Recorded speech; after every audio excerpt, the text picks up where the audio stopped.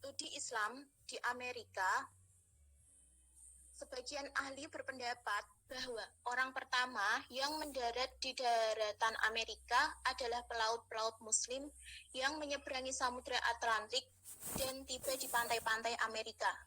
Islam di Amerika terus berkembang melalui 3 faktor antara lain: 1. Datangnya kaum imigran dan bertambahnya keturunan mereka. 2. Konversi agama di kalangan penduduk Amerika yang berkulit hitam. 3. Konversi agama di kalangan kulit putih.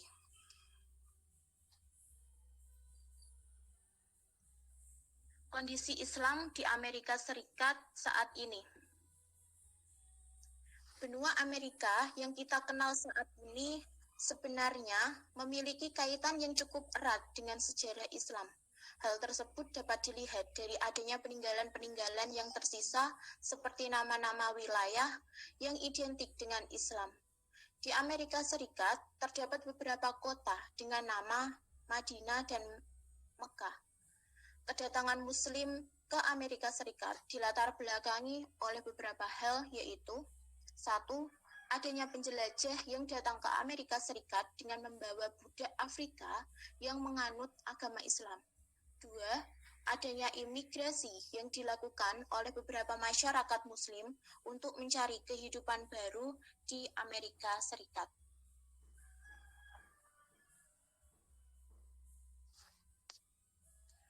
Masuknya Islam ke Amerika Serikat. Menurut sejarah, kedatangan Islam di benua Amerika Serikat sebenarnya sudah ada bahkan sebelum Columbus datang dan mengklaim bahwa benua yang beliau temukan yaitu benua Amerika. Ada beberapa tulisan yang pada umumnya bersumber dari para sejarawan Islam terkemuka seperti Al-Mas'udi.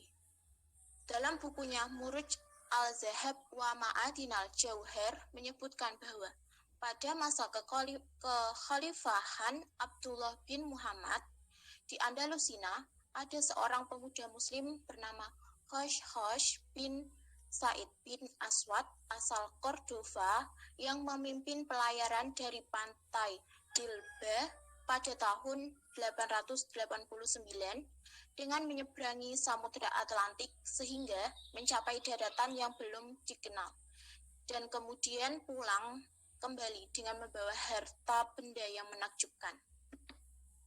Dalam peta yang dibuat oleh Al-Mas'udi, daratan tersebut merupakan benua Amerika. Untuk selanjutnya akan dijelaskan oleh Mbak Yeni Hidayah. Monggo Mbak Yeni. Baik, selanjutnya beberapa sejarawan menyatakan bahwa Muslim yang pertama kali datang ke Amerika berasal dari wilayah Senegambian, Afrika pada abad ke-14. Ada pula yang mengklaim bahwa masuknya Islam ke Amerika Serikat diawali dari adanya penjelajah yang membawa budak Afrika dan 1/5 dari budak tersebut merupakan Muslim. Selanjutnya, ada juga anggapan bahwa pertama kali imigran Muslim yang datang ke Amerika Serikat yaitu pada tahun 1875 dan 1912 dari Suriah. John L. Esposito memperkuat argumen tersebut dengan menyatakan bahwa awal mula kedatangan migran Muslim ke Amerika Serikat terjadi ketika para bangsawan Eropa yang datang dengan membawa budak dari Afrika. Namun, setelah budak Afrika tersebut sampai di Amerika Serikat, beberapa dari mereka tidak bisa mempertahankan kepercayaan mereka, hingga akhirnya murtad dari agama asli mereka dan berpindah ke agama Kristen.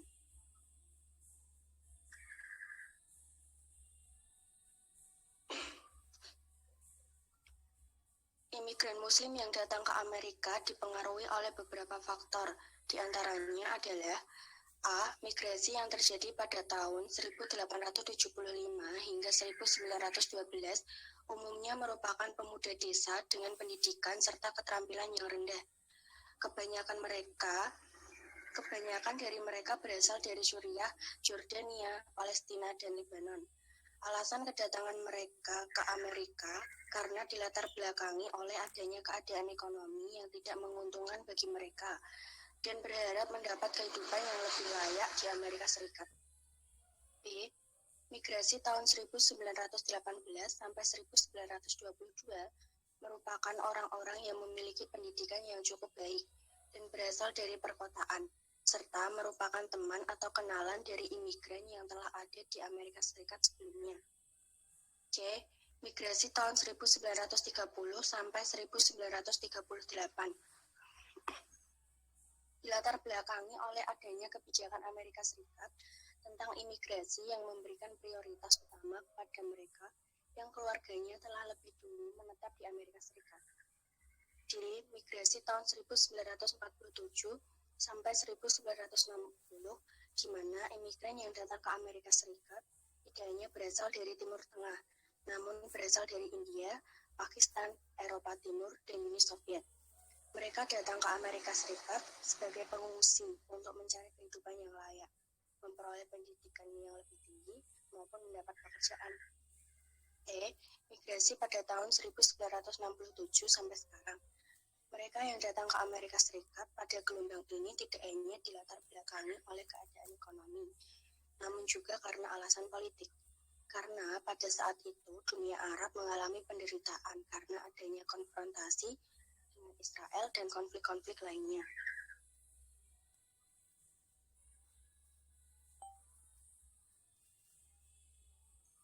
Perkembangan Islam dan Muslim di Amerika. Agama Islam di Amerika Serikat pada awalnya hanya dikenal sebagai agama para imigran yang berasal dari Timur Tengah maupun Pakistan yang tinggal di perkotaan. Akan tetapi, agama Islam kemudian semakin berkembang, ditandai dengan munculnya organisasi yang disebut Black Muslim, yang menjadi kekuatan Islam pada saat itu.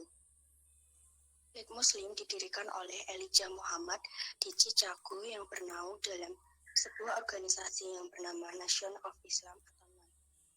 Organisasi tersebut berpusat pada pembebasan warga Afrika Amerika yang hampir selama 4 abad mengalami perlakuan diskriminatif dari mayoritas serta pemerintahan Amerika Serikat. Dalam kepemimpinannya, Elijah banyak menyimpang dari ajaran Islam yang sebenarnya. Bahkan beliau mengaku bahwa Fard Muhammad atau suami Elijah merupakan seorang Tuhan dan dirinya merupakan nabi bagi Black Muslim. Pada tahun 1975, Elijah wafat dan digantikan oleh putranya, Waridin Muhammad. Selama masa kepemimpinan Waridin Muhammad, Islam semakin berkembang pesat. Warid mengajak masyarakat asli Amerika Serikat untuk bergabung dalam ajaran Islam. Warid juga melakukan pembaruan serta meluruskan ajaran-ajaran yang dirasa kurang tepat. Beliau menegaskan bahwa Fard Muhammad bukan Tuhan dan Elijah Muhammad bukanlah seorang nabi, serta mengajak para pengikutnya untuk menyerukan 2 kalimat syahadat. Selain itu, beliau juga mengatur ulang tata tertib di dalam masjid, di mana yang pada awalnya terdapat kursi-kursi di dalam masjid yang merupakan pengaruh dari Kristen, kemudian ditiadakan, serta puasa yang biasanya dilakukan pada bulan Desember disesuaikan dengan bulan Ramadan.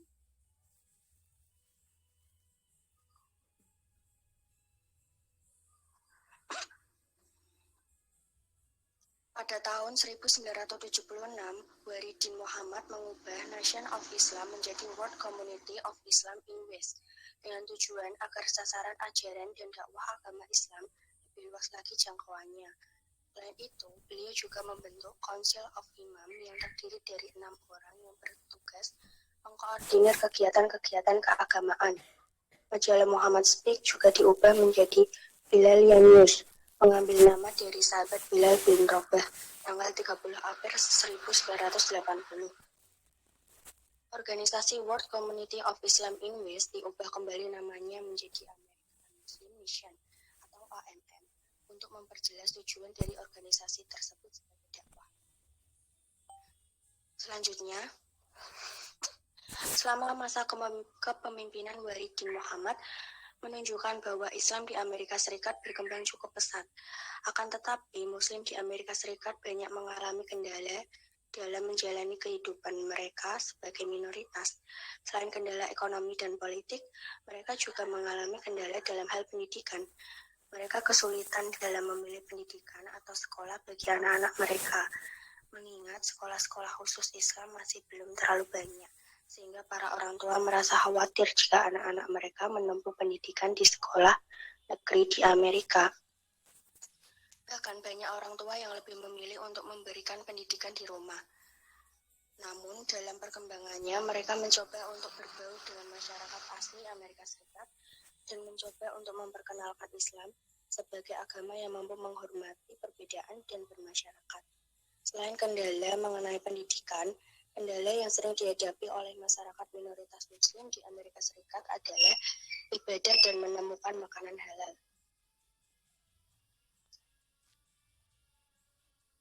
Untuk pemaparan materi selanjutnya akan disampaikan oleh Mbak Tati. Silakan Mbak.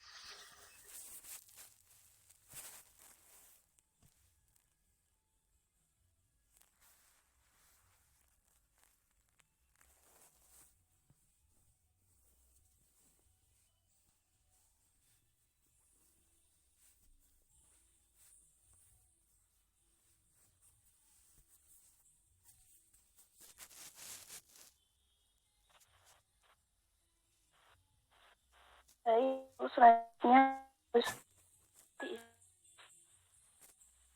Muslim Cina di kelompok yaitu kelompok Hui, yakni warga Muslim di beberapa daerah yang penuhan secara fisik dan bahasa adalah warga Cina, tetapi menganggap mereka bukan sebagai masyarakat Cina, disebabkan mereka tidak memakai baharonet, tetapi ini tidak pula bisa keren.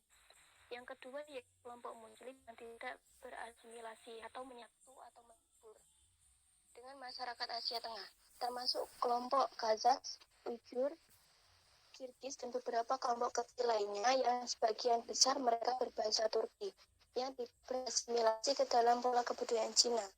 Mereka baru bergabung dengan Cina pada akhir abad ke-19 ketika Brasil mengalahkan serangan berontakan dengan sekat Muslim yang berasal dari Sensi dan di provinsi dan serangkaian berontakan ke Uighur dan Kazakh di Xinjiang. Cina memiliki sejarah meliputi jangka waktu lebih dari 4.000 tahun. Hingga termasuk negara yang berperan dunia di India, Mesir, dan Mesopotamia. Naik tahta pada tahun 36. 4 tahun setelah Nabi Muhammad SAW dan sahabatnya meninggalkan Mekah menuju Madinah. Pada waktu tersebut, Nabi Muhammad meletakkan dasar Islam.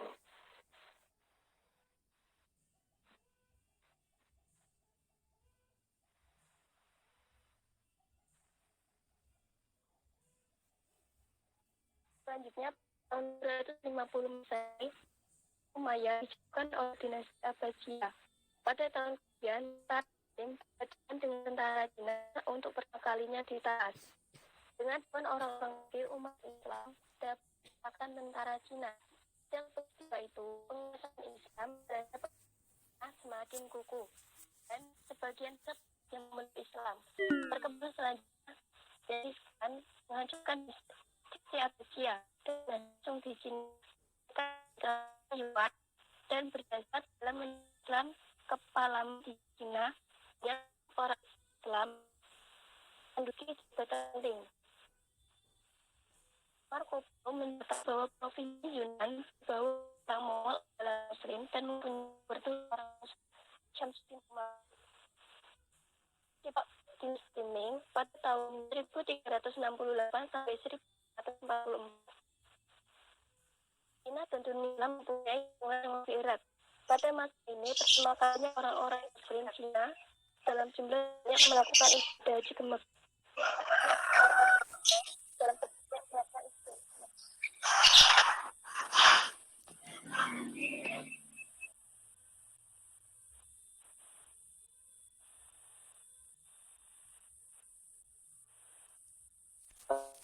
Ini juga jadi penerjemahan besar-besaran.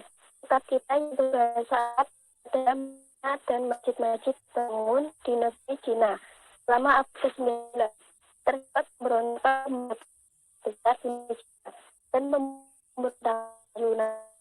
Salah satunya pas zaman yang luar biasa.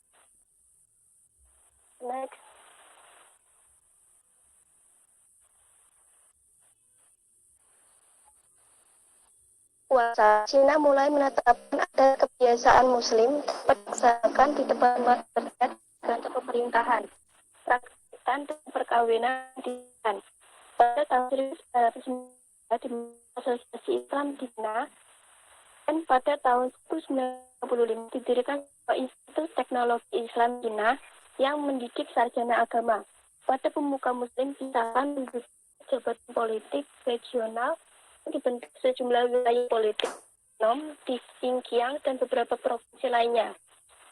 Proyek pendidikan dan kesehatan kebijakan, pertanian dan peternakan yang bersifat ilmiah dipertahankan, dan banyak upaya telah ditempuh untuk mempromosikan kegiatan produksi dengan dukungan pekerjaan Cina yang mendatangi masyarakat tempat. Dari 1949 sampai 1955, pemerintah Cina memusatkan perhatian pada upaya integrasi beberapa daerah minoritas.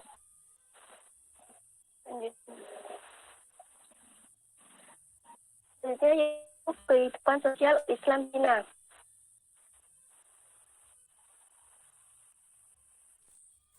Pasca revolusi, mereka berusaha untuk mempertemukan antar golongan pekerja dan bentuk persatuan di antara masyarakat. Tidak bisa lepas dari budaya lain dan mengaku kuat dalam tanah meski demikian. Kemudian nilai moral sosial batasan agama Islam. Selanjutnya dari Muslim Cina, contohnya adalah kebiasaan dan tata masyarakat setempat. Hanya wajib yang khas masyarakat Cina.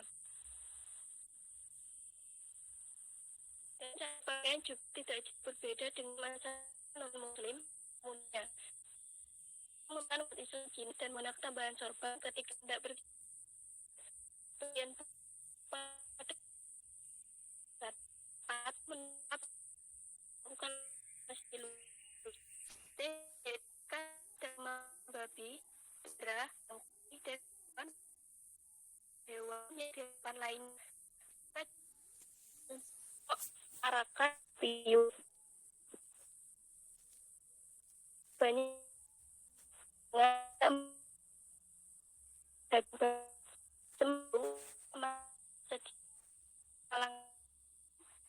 mereka yang dicari yang gunakan untuk menerak juga memiliki kedai tidak mengandung alkohol atau boleh. Nah, untuk selanjutnya akan saya sampaikan kepada moderator. Terima kasih Mbak Tati atas pemaparannya dan juga Mbak Yeni atas pemaparannya. Selanjutnya, sesi tanya jawab. Untuk teman-teman yang ingin bertanya, silakan mengacungkan jari di kolom komentar.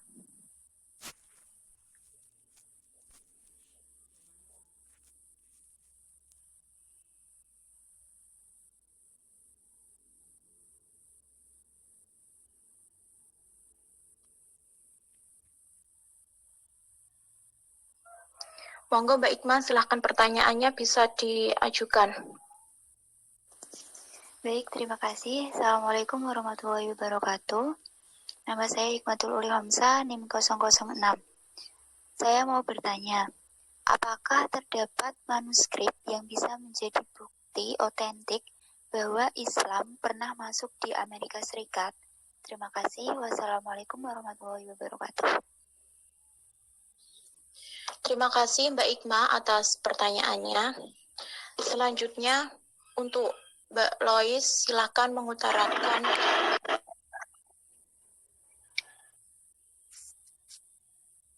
Assalamualaikum warahmatullahi wabarakatuh. Nama saya Lois Octavia, NIM 010.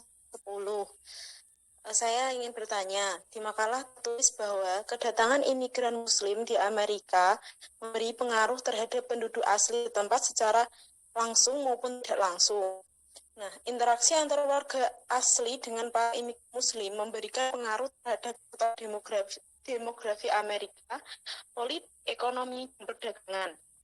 Lalu, bagaimanakah pengaruh imigran Muslim terhadap ekonomi di Amerika Serikat pada masa sekarang, dan apa upaya pemerintah Amerika Serikat terhadap imigran Muslim untuk kelanjutan hidupnya di sana? Terima kasih. Assalamualaikum warahmatullahi wabarakatuh. Baik, terima kasih Mbak Lois atas pertanyaannya. Selanjutnya Mbak Mustifa, silakan untuk mengutarakan pertanyaannya. Saya Mustifa Fauzia, NIM 01, ingin bertanya, apa saja bukti perkembangan Islam di Amerika dan di Cina? Sekian dari saya. Assalamualaikum warahmatullahi wabarakatuh.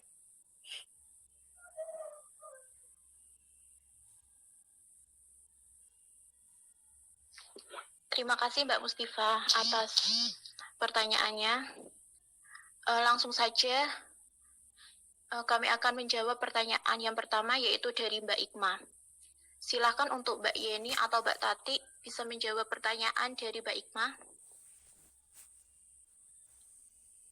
Baik, saya Yeni Hidayah, NIM 30, akan menjawab pertanyaan dari Mbak Ikma mengenai... langsung ditang atau membuat.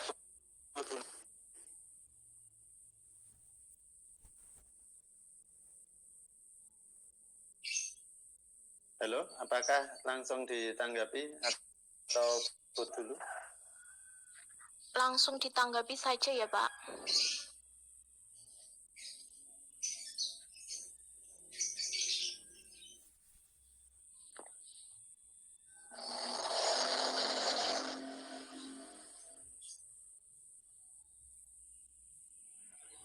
Monggo Mbak Ibni.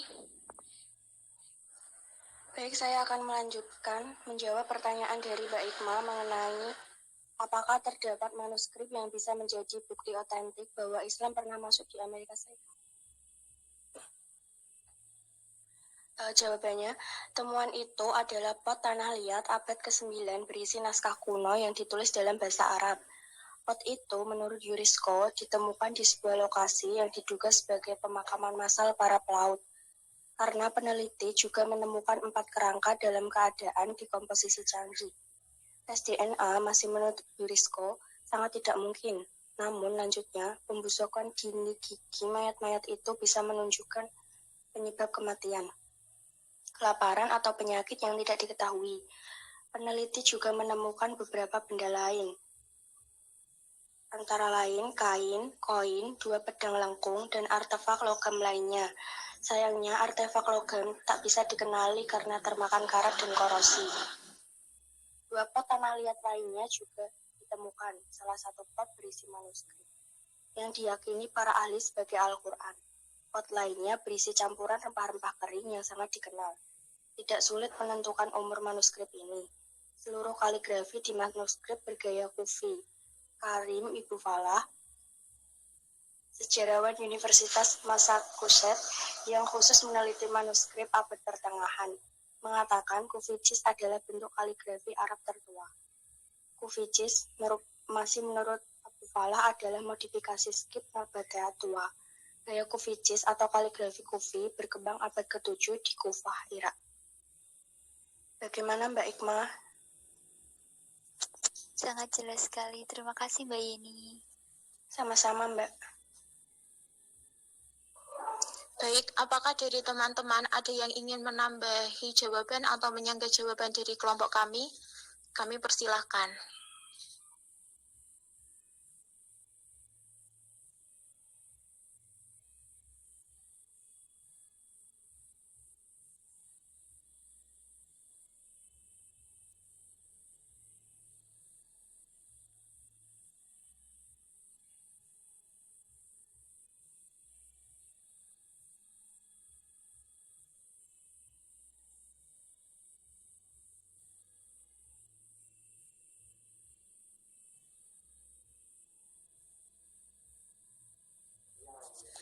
Baik, jika tidak ada, kami akan melanjutkan menjawab pertanyaan selanjutnya, yaitu pertanyaan dari Mbak Lois. Bagaimana pengaruh imigran Muslim terhadap ekonomi di Amerika Serikat pada masa sekarang, dan apa upaya pemerintah Amerika Serikat terhadap imigran Muslim untuk kelanjutan hidupnya di sana? Untuk jawabannya, pada awalnya, imigran Muslim yang datang ke Amerika Serikat bekerja sebagai budak, tetapi kini tidak sedikit yang bekerja sebagai seorang profesional seperti sebagai guru, tentara, penjaga toko, sopir taksi, dokter, wirausaha, buruh, dan lain sebagainya. Sementara itu, upaya dari pemerintah Amerika Serikat terhadap imigran Muslim untuk kelanjutan hidupnya yaitu dengan merencanakan pendanaan lokal yang bebas terhadap riba dan mendanai serta mengembangkan usaha umat Muslim seperti korporasi pengembangan, komunitas Philips, maupun badan pengembangan komunitas Minneapolis yang masing-masing telah memberikan dana bagi pemilik usaha Islam dengan biaya administrasi sebagai pengganti bunga. Lalu konsorsium Minneapolis dari para pengembang komunitas telah menyediakan 2 pendanaan berdasarkan biaya untuk usaha-usaha Islami sebagai proses awal. Kemudian Delsan Auto Dealer, tempat usaha mobil bekas milik seorang Somalia yang menyediakan pendanaan bebas bunga kepada pelanggannya. Selanjutnya yaitu kelompok Twin Cities, sedang berupaya untuk membentuk perserikatan kredit secara Islam. Baik, itu jawaban dari saya. Bagaimana Mbak Lois, apakah bisa diterima? Bisa, Mbak. Sangat sekali. Terima kasih Mbak Ivana atas pemaparan jawabannya. Iya, sama.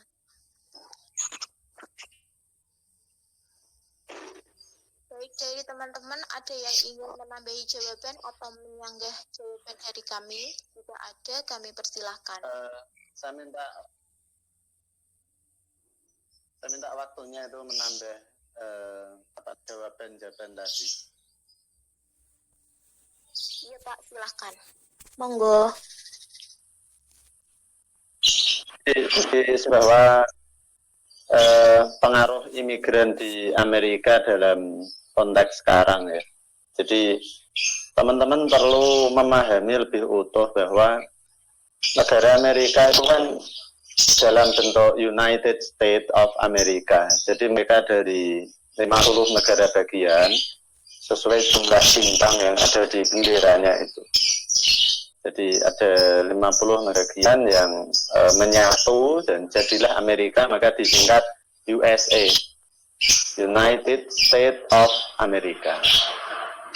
Nah, pertanyaannya, bagaimana peran imigran? Sana itu kan negara demokrasi. Jadi hak-hak sipil itu sangat dilindungi. Sangat dilindungi.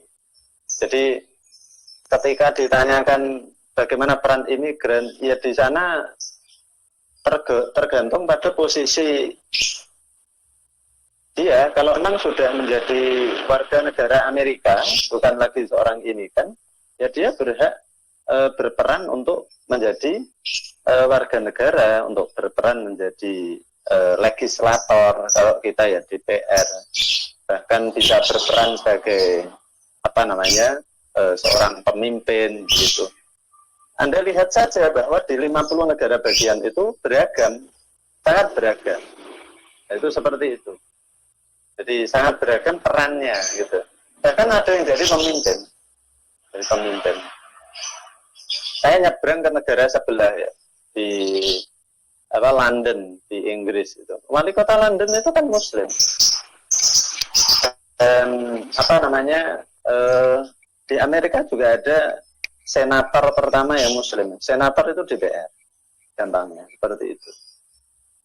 Jadi kalau ditanya terung pada posisi dia, sama juga di Indonesia. Bagaimana peran misalnya para keturunan India atau keturunan Arab ya, atau keturunan Cina di Indonesia. Ada juga pemimpin, juga ada yang hanya jadi warga negara dengan profesinya masing-masing, gitu, sebagainya. Jadi perannya seperti itu. Nah, teman-teman yang perlu dicatat adalah bahwa itu di negara demokrasi, ya, di negara demokrasi yang memberi hak-hak sipil itu secara penuh. Nah, tadi juga ada yang menanyakan bukti-bukti, ya, bukti-bukti. Maaf, yang ditulis Mbak Lois itu kan juga peran serta dari pemerintah maupun peran serta dari imigran itu sendiri. Jadi kalau pemerintah di Amerika ya sangat welcome. Soal akhir-akhir ada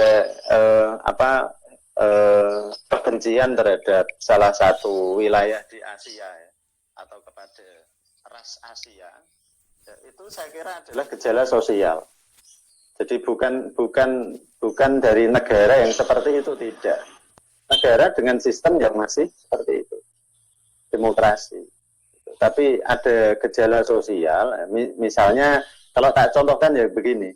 Nah, di Indonesia itu negara apa ya, demokrasi Pancasila. Itu di Papua kok ada yang merongrong, ya, sampai KKB itu dianggap sebagai teroris. Ya itu ada gejala sosial politik, ya, seperti itu. Nah, di Amerika beberapa pekan terakhir ini, ya, di bulan-bulan terakhir ini kan ada beberapa hal kebencian dan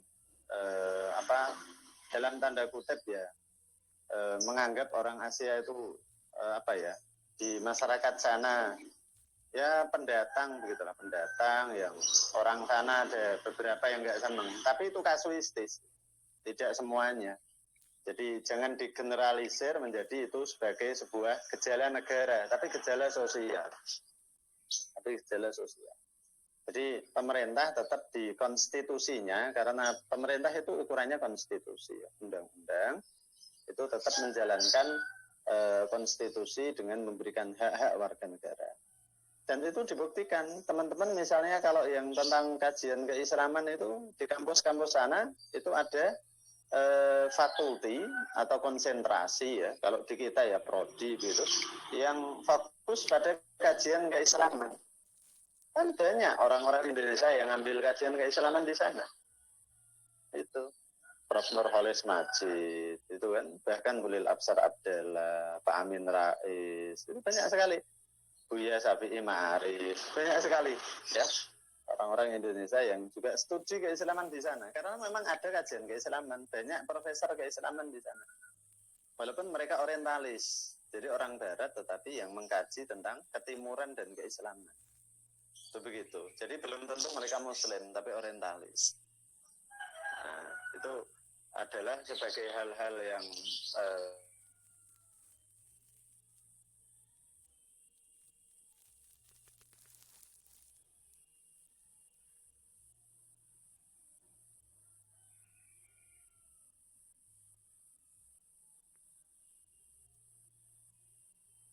masjid, ya, di New York. Nah, seperti itu. Tak ulangi, imam masjid, ya, karena ada masjid, boleh itu, tidak apa-apa.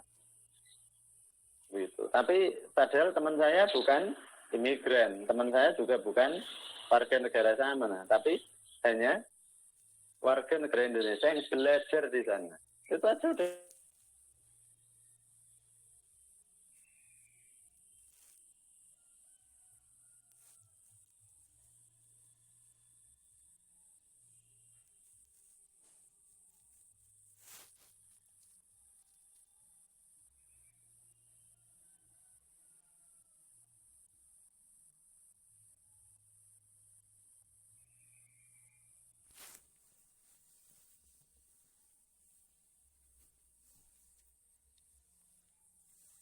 Ada tambahan dari saya untuk meneguhkan dan menandaskan itu, termasuk itu menjawab tadi bukti-bukti itu sebagai bukti. Jadi dengan adanya kajian keislaman itu sebagai bukti, bukan hanya bukti kajian, tetapi ada bukti otentik mengenai hasil-hasil tesis maupun disertasi yang membahas tentang kajian keislaman. Dan mahasiswa muslim berbaur di sana, ya, baik yang sekedar mahasiswa maupun yang sudah menjadi warga negara sana, maupun yang pribumi maupun yang muslim yang imigran. Nah, seperti itu. Dan tadi sudah tak sebut di awal, bahkan ada senator muslim pertama di Amerika itu sudah ada. Artinya hukum dan realitas juga berjalan lah, ya berjalan. Ya, walaupun prosentasenya masih sedikit, ya teman-teman tadi sudah tak beri gambaran ada 50 negara bagian. Begitu. Jadi luas sekali. Indonesia saja 34 ya provinsi ya. Itu sudah seluas ini kok. Ya, mereka ada 50 negara bagian, luar biasa seluasnya seperti apa. Dan masing-masing negara bagian punya keunggulan sendiri-sendiri. Itu seperti itu. Demikian, saya kembalikan pada moderator.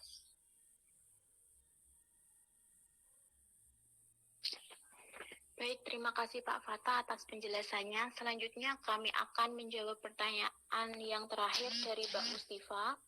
Monggo untuk Mbak Tati bisa menjawab pertanyaan dari Mbak Mustifa. Ini ada pertanyaan mengenai politik perkembangan di Amerika dan Cina. Yang pertama yaitu politik perkembangan Islam. Terdapat perguruan tinggi ya percayaan Muslim, dan ada pula banyak universitas yang di Universitas dan atau sekitar itu 209 mana yang terletak adalah Islamic Center of America yang terletak di Melbourne. Bangun pada tahun 2005. Masjid ini dari jemaah yang terus diunggah 10. Yang untuk organisasi kemasyarakatan yang ada di Amerika, yang seperti American Society of Muslims, Society Amerika, Islamic Circle of Amerika, dan masih banyak lagi. Dan yang terakhir yaitu organisasi politik seperti Council on American Islam. Dan yang kedua Islam DJ seperti Northwest King and the things there is hello on middle school di Islamic normal school di masih Islam seperti Creative Association yang Islamic National Federation of China di Hankou dan Antas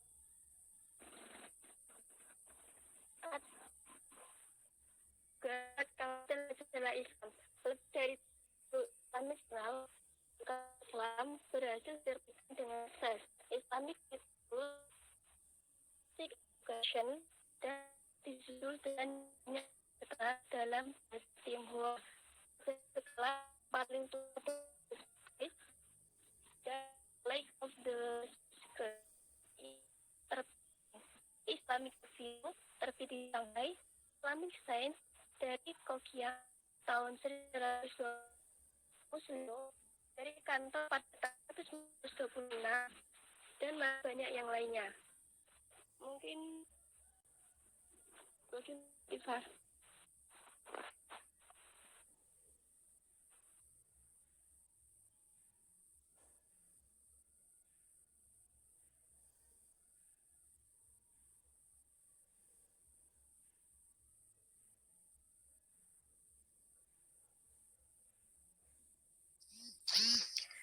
Bagaimana Mbak Mustifa? Apakah jawabannya sudah jelas? Silakan nanya bagaimana?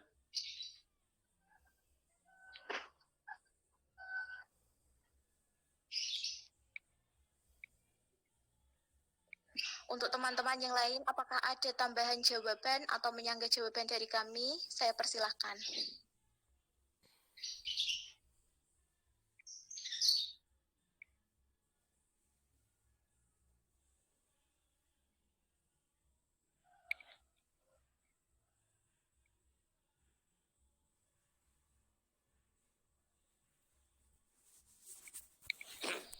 saya nambahi komentar ya. Jadi ya oke lah yang disampaikan makalah tadi, Atik tadi ya. Betul. Ya itu adalah apa ya tambahan atau bukti-bukti mengenai bagaimana adanya berbagai organisasi maupun kajian ya. Jadi di awal tadi sebenarnya sudah tak sampaikan, cuman saya tidak menyebutkan nama-nama ya. Tadi kan sudah disebutkan berbagai nama-nama, tapi yang melekat di universitas ya, di kampus itu teman-teman langsung bisa mengecek ya. Bahkan hampir tiap tahun itu banyak mahasiswa kita yang studi lanjut di Amerika. Dan juga banyak postdoktoral atau setelah selesai doktor itu banyak dosen-dosen di Indonesia atau mahasiswa juga yang kuliah lagi di sana. Karena memang kiblat dari kajian keislaman yang versi orientalis ya di Jerman ya, di Amerika, di Belanda, seperti itu versi orientalis. Tapi kalau kiblat keislaman yang di tengah ya ada di Arab ya, di Mekah, di Madinah, di Mesir ya, terus di Afrika Utara, di Maroko, maupun yang ada di Syria, di Lebanon ya, seperti itu. Tapi kita sebetulnya punya kiblat keislaman sendiri ya, punya kiblat keislaman sendiri. Jadi ya, Islam Nusantara itu ya kita khas Nusantara. Jadi tidak seperti Arab, juga tidak seperti Barat. Hanya tambahan itu aja, karena kalau berbicara yang di Amerika ya kaitannya agar kita itu dengan studi kawasan ya. Jadi pemikiran kita tidak terkotak gitu loh. Bahwa Islam ini loh merepresentasikan di berbagai wilayah, baik masa lalu hingga masa sekarang.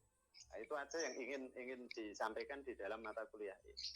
Begitu pula nanti yang ada di Cina. Jadi ini loh secara kerahan di Cina ya, dan hingga sekarang. Tadi pemakalah kan sudah menyampaikan di dalam makalahnya bahwa pada masa-masa lampau itu sudah ada penyebaran Islam di Cina. Bahkan Rasul sendiri kan menyebutkan utlubul ilma walau bisin. Jadi carilah ilmu walau sampai ke negara Cina. Dan hingga sekarang bukti-bukti di Cina juga ada dalam tanda kutip seperti kita ya pondok tahfidz lah dalam bahasa kita ya. Tapi sana juga ada pembelajaran tahfidz itu, pendidikan tahfidz bagi umat Islam, dan orang Cina mengucapkan lafal Arab itu sulit ya, karena bahasa Mandarin melafalkan lafal Arab itu sulit. Tapi di sana ada orang yang hafal Al-Quran ya, itu begitu. Cuman memang tipikal negaranya beda dengan di Amerika. Nah, itu yang teman-teman catat di situ. Kalau di Amerika mereka demokratis ya, kalau di Cina kan di Tiongkok ya seperti itu sistem negaranya. Jadi di negara-negara Asia Timur yang memegang teguh tradisi ketimurannya ya, memegang tradisi teguh ketimurannya, tetapi juga sebagai sebuah konstitusi di sebuah negara mereka memiliki konstitusi yang melindungi hak-hak dari warga negaranya, termasuk yang beragama Islam.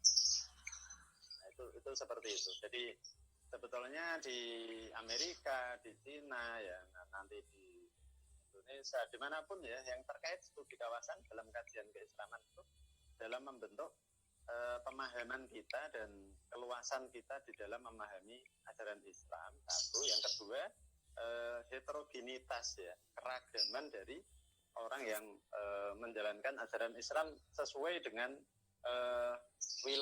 kewilayahan konstitusi negaranya dan tipikal sosiokultural negaranya. Jadi sesuai dua hal, jadi secara konstitutif ya dan secara sosiokultural.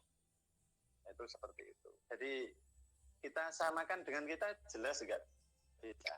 Misalnya Muslim di Belanda itu juga ada. Ini sekedar cerita aja. Walaupun ada yang student di Eropa, tak beri cerita sedikit aja. Misalnya Muslim di Belanda tentang puasa lah. Puasa di sana itu lama sekali, bisa hampir 17 jam kalau sekarang. Itu ada beberapa teman saya yang puasa di sana. Padahal kita hanya 13 jam, 14 jam, bisa 17 itu. Ya, artinya secara ketahanan ya sama-sama menjalankan ibadah puasa tapi yang berbeda. Secara kedisiplinan misalnya, di sana orangnya disiplin. Dan kalau pergerakannya, mobilitasnya itu cepat. Karena kalau nggak ketinggalan, dan kalau ketinggalan ya sudah, nggak ada alat transportasi. Nah, itu secara sosiokultural dididik seperti itu. Nah, beda dengan kita. Nah, kita nyantai-nyantai ya karena mau kemanapun ya pakai sepeda motor gitu. Kalau di sana nggak bisa, nggak bisa. Jadi mobilitas public transportation dan nanti dilanjutkan dengan berjalan kaki atau pakai sepeda. Nah, itu diantaranya contoh-contoh bahwa tipikal sosiokultur dengan konstitusi di sebuah negara itu sangat berpengaruh terhadap heterogenitas orang di dalam menjalani keislaman, terutama sosiokultural, keadaan masyarakat dan budaya. Saya kira tambahan saya itu aja. Silahkan kalau ingin kembali ke kajian Amerika dan Cina, tetapi saya kira apa yang disampaikan di pemakalah tadi, mengambil ilmu, mengambil pelajaran, ya, mengambil keragaman itu sebagai sebuah bingkai di dalam keislaman. Nah, seperti itu. Jadi agar kita luas pemahamannya. Oh, ternyata di Amerika itu ya ada orientalis ya, wong non muslim tapi paham tentang Islam. Nah, itu kan kita jarang-jarang seperti itu. Kalau di Indonesia yang namanya orang paham Islam kan ya kiai gitu. Tapi di sana enggak. Karena senok guru-gurunya itu zaman Belanda itu malah konon hafal Al-Quran itu. Ya, hafal Al-Quran. Tapi dia bukan orang Islam. Seperti itu. Jadi itu namanya orientalis ya, orang-orang barat non muslim yang fokus di dalam kajian ketimuran atau keislaman di sana. Tapi di Timur Tengah beda lagi ya, ketika studi kawasan di Amerika, di Arab ya, di Afrika Utara ya, ada beberapa di Afrika Tengah nanti juga akan berbeda karena letak geografis dan topografisnya berbeda, sumber daya manusia dan keadaan negara juga berbeda. Di Afrika banyak negara berkembang bahkan negara miskin. Kalau di Amerika kan negara maju ya, di Cina juga negara maju. Jadi itu yang menjadi catatan. Saya kira itu. Saya mohon izin live meeting dulu ya. Kalau mau dilanjutkan monggo, tetapi saya mohon izin dulu. Saya kira itu sudah cukup. Saya sudah menyimak dari awal, walaupun saya keluar masuk gitu. Tapi saya kira sudah cukup. Dan jangan lupa absennya ya, absennya di kelas. Itu seperti itu. Izin dulu. Ya, matur nuwun, sugeng enjang. Assalamualaikum warahmatullahi wabarakatuh. Waalaikumsalam warahmatullahi wabarakatuh. Terima kasih, Bisa mohon izin. Pak. Matur nuwun.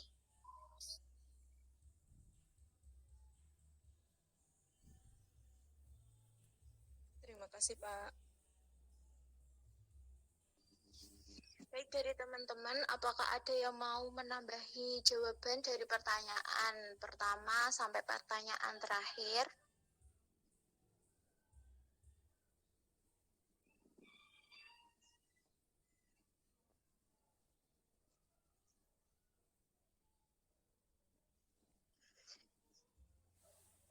Jika tidak ada, saya akan menutup presentasinya. Terima kasih atas partisipasinya pada pagi hari ini. Saya perwakilan dari kelompok 4 mohon maaf jika ada kesalahan kata yang tidak berkenan di hati teman-teman semua. Kurang lebihnya mohon dimaafkan. Wassalamualaikum warahmatullahi wabarakatuh. Waalaikumsalam warahmatullahi wabarakatuh. Waalaikumsalam warahmatullahi wabarakatuh. Terima kasih, Mbak.